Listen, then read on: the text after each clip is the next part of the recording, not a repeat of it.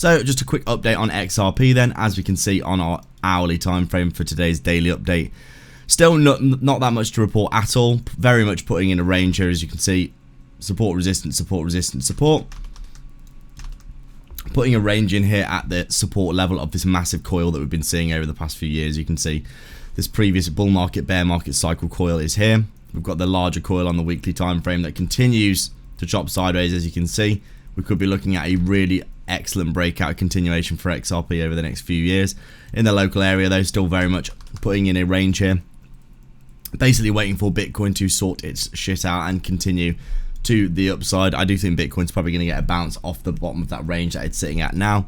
I think XRP will be led back to the upside towards that 60-cent level because of that as well. Obviously, if Bitcoin has a dump though, we could become looking like we'll come down and retest into these areas down here for XRP, as you can see quite clearly on the chart.